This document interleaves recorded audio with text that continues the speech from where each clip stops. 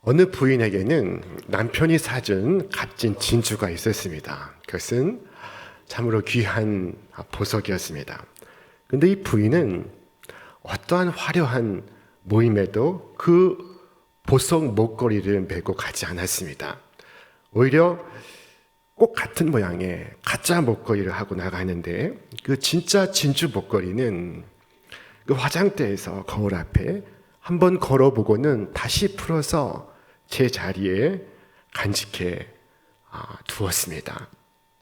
여러분, 여러분에게도 이 밖으로 보이기도 아까운 그런 귀한 보석이 있으십니까?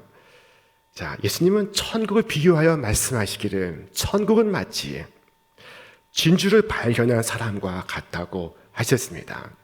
이 비유 속의 상인은 진주를 찾고 있습니다. 이 진주는 땅에서 얻을 수 없는 보석입니다. 이 땅에 많은 보석들이 있습니다. 그것은 이 땅에서 나는 것입니다. 그런데 진주는 땅에서 나지 않는 유일한 보석입니다. 팔레스타인 사람들에게 이 진주는 보기 드문 것이었습니다.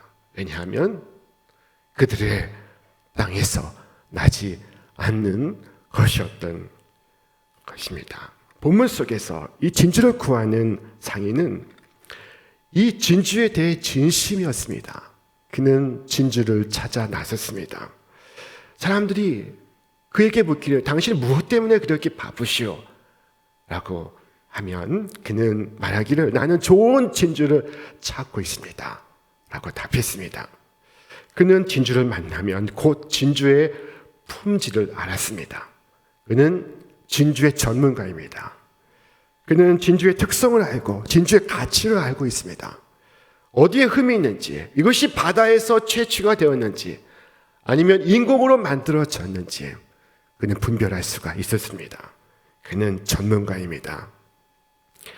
저는 하나님께 기도합니다. 우리 신촌의 모든 성도들은 주께서 주신 모든 것을 분별하고 주께서 바르고 참된 것을 위해 우리에게 주신 것을 잘 식별하고 그것을 위해 살아갈 수 있기를 기도하고 있습니다.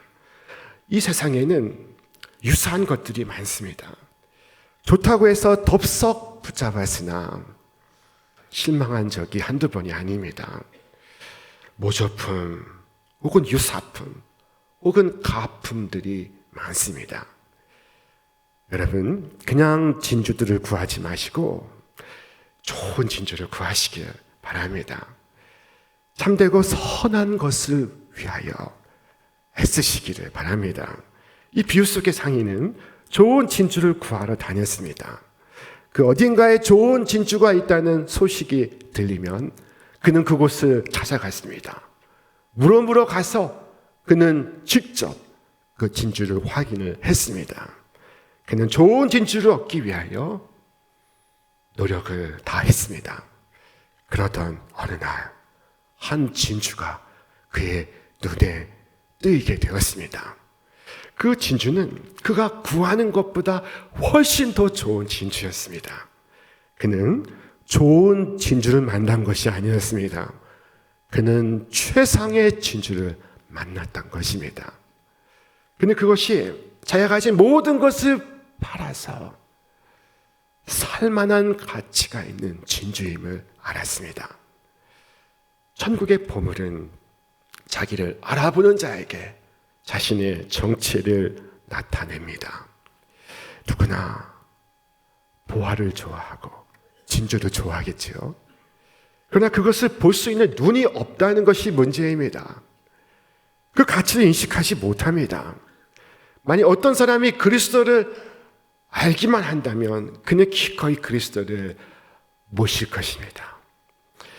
자, 만약 사람들이 어리석지 않다면 우리가 여기서 여러 말로 권면할 필요가 없을 것입니다. 그러나 구주를 알아보는 이 없습니다. 그런 의미에서 천국은 비밀입니다. 뇌성마비 장애인인 성명희 시인은 이처럼 노래했습니다.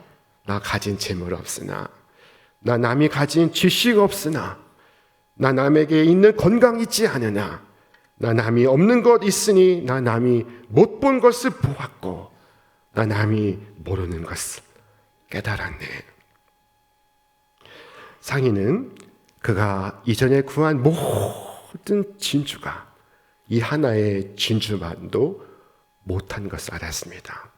이 하나의 진주가 다른 모든 진주를 합한 것보다 더 귀한 것이었습니다. 이와 같이 그리스도인이 자기의 주를 만나면 세상 모든 것이 아무것도 아닌 것처럼 여겨집니다. 사도 바울은 이처럼 고백했습니다. 우리 함께 읽겠습니다. 그러나 무엇이든지 내게 유익하던 것을 내가 그리스도를 위하여 다 해로 여길 뿐더러 또한 모든 것을 해로 여김은 내 주 그리스도 예수를 아는 지식이 가장 고상하기 때문이라. 내가 그를 위하여 모든 것을 잃어버리고 배설물로 여김은 그리스도를 얻고 그 안에서 발견되려 함이니. 바울 사도 역시 진주를 발견하였던 것입니다.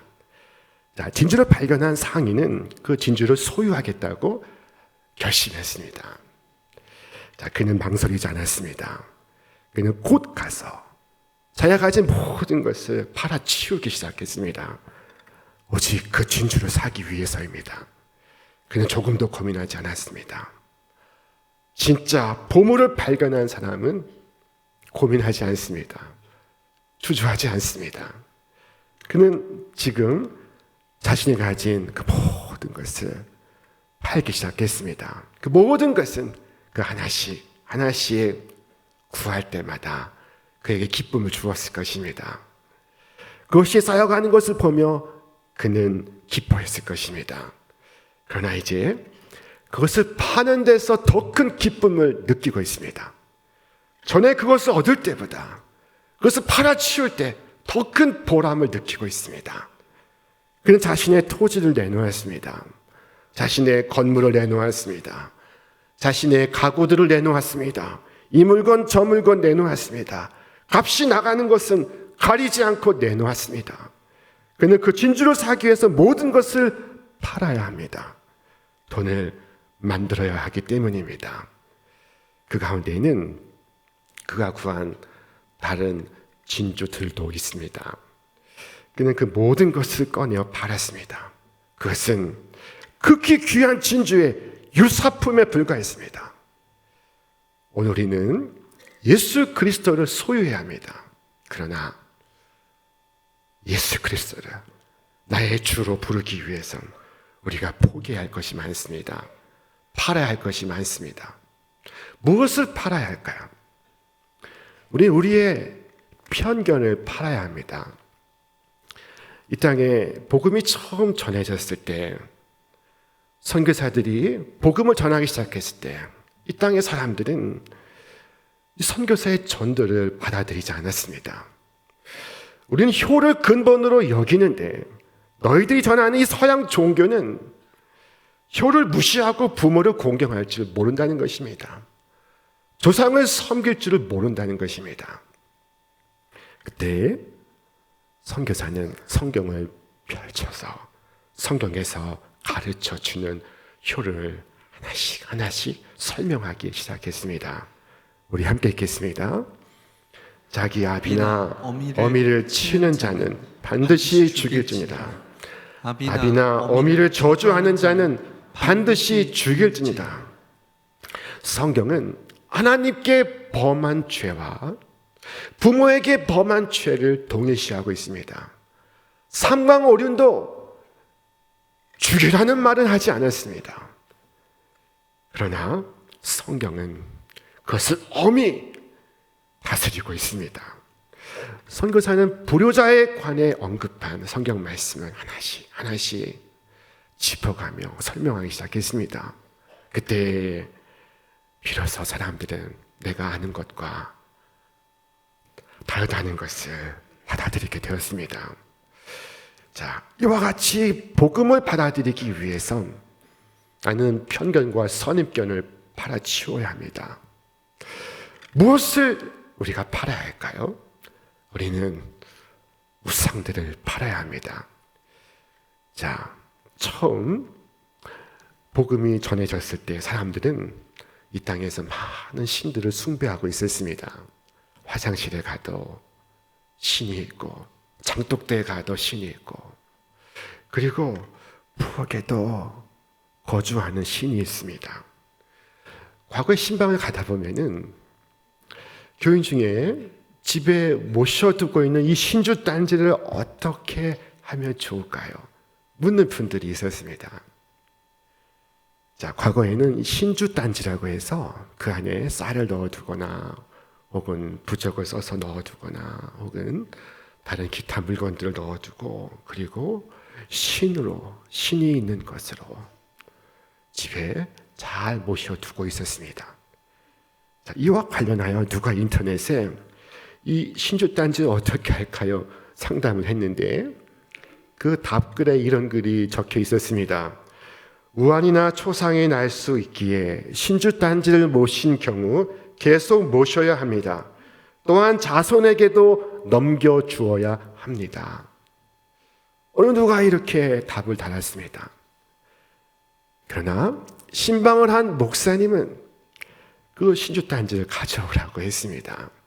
그리고 그것을 마당에 두고 모든 사람들이 지켜보는 가운데 도끼를 들고 직접 찍어서 깨트렸습니다. 그리고 그것을 치워버렸습니다. 그리스도를 자기 주님으로 모시고자 한다면 포기할 것이 많습니다. 이 신주 딴지를 깨트려야 합니다. 우상 신들을 버려야만 합니다. 무엇을 포기해야 할까요? 자, 우리는 부끄러운 죄를 포기해야 합니다. 그것이 아무리 즐거워도 버려야 합니다. 여러분, 육체의 정욕을 따라 살아가던 것을 그리스도를 위하여 기꺼이 포기하시겠습니까? 포기할 수 없으면 그 값진 진주를 구할 수 없습니다. 여러분, 세상과 그리스도를 동시에 가질 수 없습니다. 그러므로 부끄러운 죄를 등 뒤로 던져버리시기 바랍니다. 보지 않도록 멀리 던져버리시기를 바랍니다. 값진 진주를 사기 위해서 우리는 부끄러운 죄를 버려야 합니다. 우리는 또 무엇을 포기해야 할까요? 우리의 욕심을 포기해야 합니다. 주께서 말씀하셨습니다. 우리 함께 읽겠습니다. 세상의 염려와 재물의 유혹과 기타 욕심이 들어와 말씀을 막아 결실하지 못하게 되는 자요. 세상의 염려와 재물의 유혹 그리고 그 옆에 있는 기타 욕심이 무엇인지는 제가 일일이 설명하지 않겠습니다. 다만 그리스도께 속한 것 외에 그 모든 것들을 기타라고 싸잡아서 지적하고 있는 것입니다. 더 열등한 것을 앞세우고 구주와 구주의 진리를 두 번째로 삼을 때 그것은 기타 욕심입니다. 그것이 가시덩굴처럼 좋은 씨앗을 질식시키는 요인이 될 것입니다.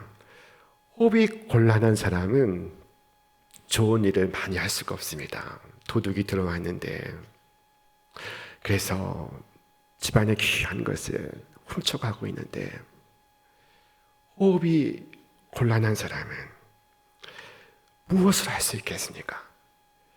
우리 주위에 믿음을 질식시키는 요소들이 많습니다. 염려와 부요함과 쾌락과 세상적인 다른 생각들로 말미암아 질식을 당하고 있습니다. 진정으로 그리스도를 원한다면 그 모든 것을 팔아치워야 합니다. 버려야 합니다. 이와 같은 모든 것을 버리는데 열심히 해야 합니다.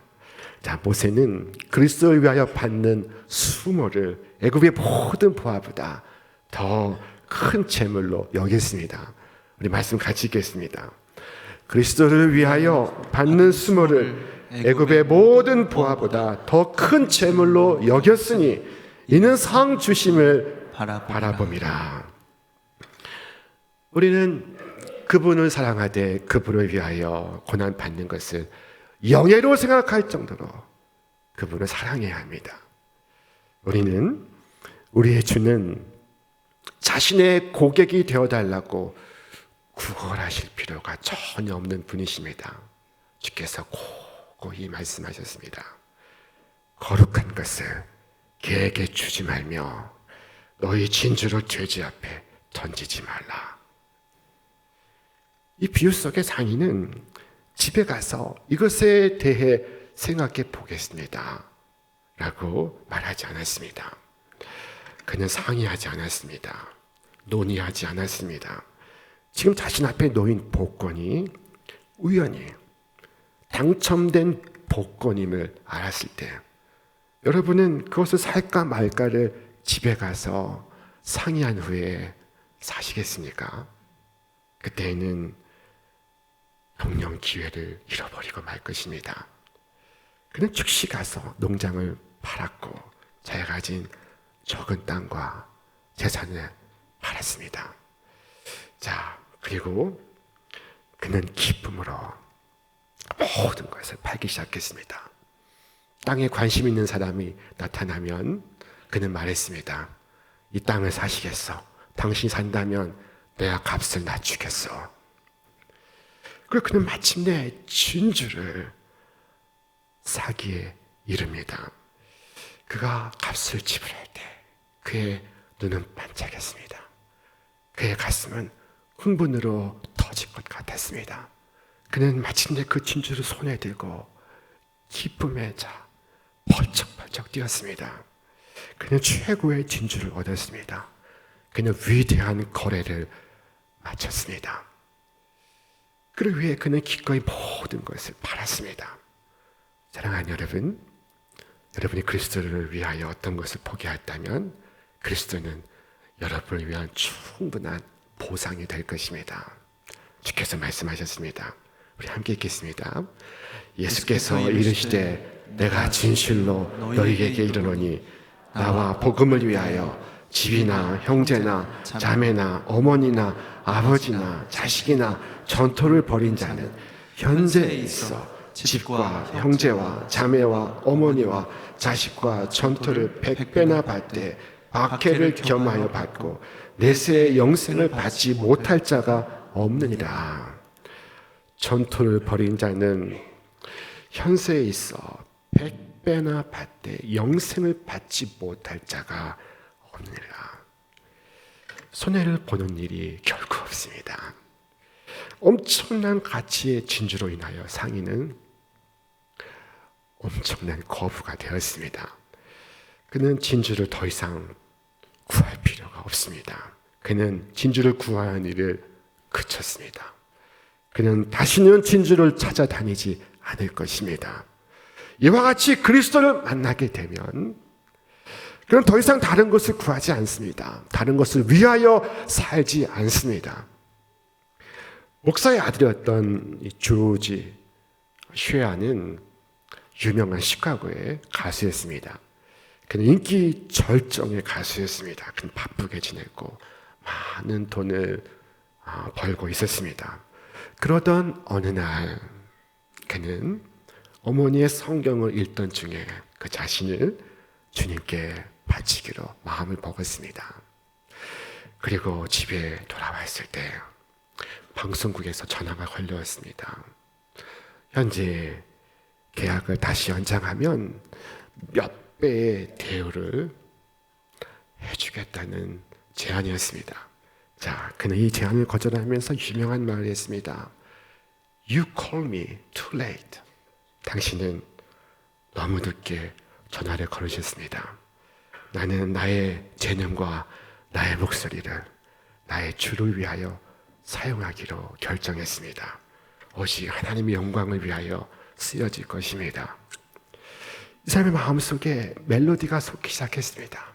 그는 그것을 곡으로 만들었습니다. 그것이 찬송가 94장 주 예수보다 더 귀한 것은 없네입니다. 주 예수보다 귀한 것은 없네. 이 세상 부귀와 바꿀 수 없네. 영죽을 내 대신 돌아가신 그 놀라운 사랑 잊지 못해. 세상 즐거움 다 버리고 세상 자랑 다 버렸네. 그는 진주를 발견한 사람이었습니다. 그는 주 예수를 위해 자신의 인생을 드리고 후회함이 없었습니다. 이 세상 부와 이 세상 자랑과 이 세상 행복과 바꿀 수 없는 참 진주가 되신 분이 우리 주 예수 그리스도이십니다. 예수님께서 들려주시는 이 천국의 비유의 말씀은 우리에게 질문을 하고 있습니다. 오늘 너에게 천국은 어떤 가치가 있느냐? 너에게 천국은 무엇이냐? 어떤 의미를 갖고 있느냐? 이 비유 속에 이 사람은 자신의 소유를 다 팔아서 그 진주를 샀습니다. 그가 팔아넘긴 것 가운데는 그가 모은 다른 진주들도 있습니다. 다른 유사한 진주도 포함되어 있습니다. 그러나 이제 다른 진주들은 필요가 없습니다. 다른 종교, 다른 윤리, 다른 철학은 필요 없게 되었습니다. 그는 진짜를 만난 것입니다.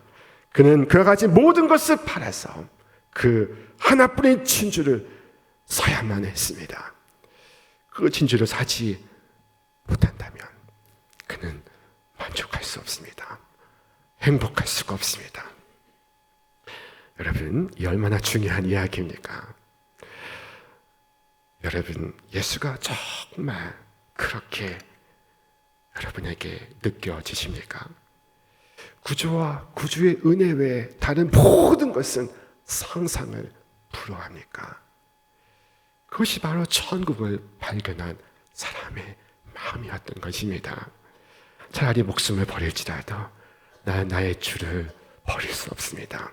나는 고난 속에서도 나는 예수와 함께하며 예수는 나의 기쁨이요 나의 소망이며 나는 예수와 함께해야만 합니다. 목사는 다음과 같은 기도를 요청받을 때 큰 보람을 느낍니다. 참으로 큰 기쁨을 느낍니다. 사업에 번창하고 그의 기업이 승승장구할 때, 신문에 연일 그의 이름이 드나들 때 그가 기도를 요청하면서 목사님, 오늘 저의 성공이 저의 올무가 되지 않도록 기도해 주십시오 라고 할 때 목사는 보람을 느낍니다. 청년이 아르바이트를 하고 첫 번째 월급을 주님께 드릴 때 그것은 또 얼마나 귀한 일입니까? 그것은 위대한 거래입니다. 이 비유 속의 상인은 누가 뭐라 해도 상관하지 않고 기뻐 춤을 추며 소유를 팔았습니다. 하나님께 정말로 헌신하는 사람은 춤을 추면서 합니다. 우리는 이 땅을 순례하고 있습니다. 이 생은 저 천성으로 들어가는 그 길입니다. 우리는 이 길을 지나서 영원한 번향에 돌아가게 될 것입니다. 그곳에서 왕이신 하나님 앞에 서게 될 것입니다. 사랑하는 여러분, 여러분 천국을 소유하기 위하여 무슨 거래를 하셨습니까? 영원한 것을 위하여 영원하지 않은 것을 팔아야지 영원하지 않은 것을 위해 영원한 것을 팔 수는 없습니다. 여러분, 천국을 팔아서 세상을 사는 어리석은 사람 되지 않기를 바랍니다. 저 너머 세계에서도 오늘 나의 거래를 생각할 때, 내가 한 일을 돌아볼 때 참 잘하였다, 참 장하다 라고 생각할 만한 그와 같은 일을 하시기를 바랍니다. 이것은 위대한 거래에 관한 이야기입니다. 여러분, 주님 우리에게 결단을 요구하십니다. 오늘 이 상인처럼 세상을 팔아서 천국을 소유하시는 여러분과 제가 되시길 바랍니다.